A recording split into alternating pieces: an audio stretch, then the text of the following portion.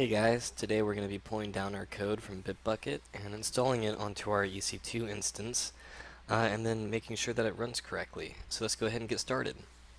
So in your EC2 instance, you'll notice that if you click on the terminal, you type in git, it'll already be installed for you. EC2 instances already come with git installed, which is pretty cool. So all we have to do is go to our bitbucket account.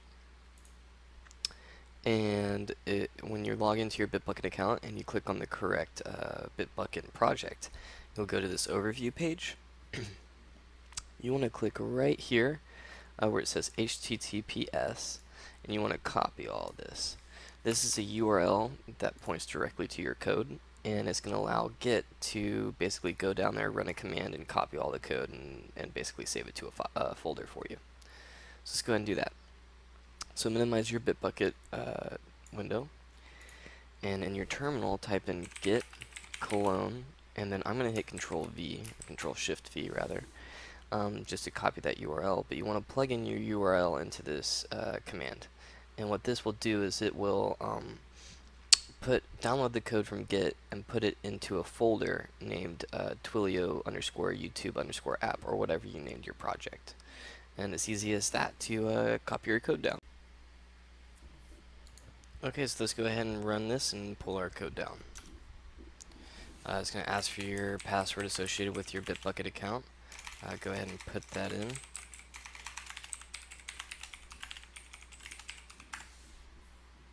And then it should copy down into, if you named it what I named it, Twilio YouTube app, Twilio _YouTube _app. Okay, sorry, I had a problem with my recording session.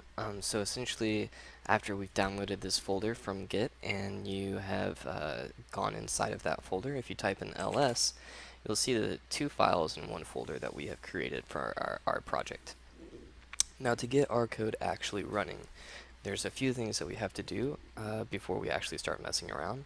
The first thing is our EC2 instance does not come with Python already installed. So what you want to run is you want to run sudo apt-get install Python. My EC2 instance will have Python installed because I've recorded this part before, but that recording got deleted due to an error with my software, unfortunately. But yours will not, and you have to go ahead and hit yes for the memory consumption that Python will take. After you've done that, you may have to also install pip, but I think they already have that installed for you, python-pip. Again, I already have it installed, but if you don't, make sure that you run that command. Now that we're ready, we're going to go ahead and oh, I was already in my virtual environment because that's the next step that we're going to be doing. We're going to enter our virtual environment. We want to run source vnv bin/activate. This allows us to install all the packages that we have saved in the requirements.txt without messing up any of our global variables or global packages with Python. It keeps everything nice and neat and in one spot. Cool, so let's go ahead and start installing those packages. So we want to run the command pip install -r requirements.txt. This is going to go through all of our requirements and install and make sure that we have the Python package installed and ready to go. Like I said, I've already recorded this, so all of my requirements have already been installed and are satisfied, but you will have to probably wait a little while here as Python goes through each of these packages and installs them. Cool. So now that that's done, we should be able to say python api.py and get our server up and running. Perfect.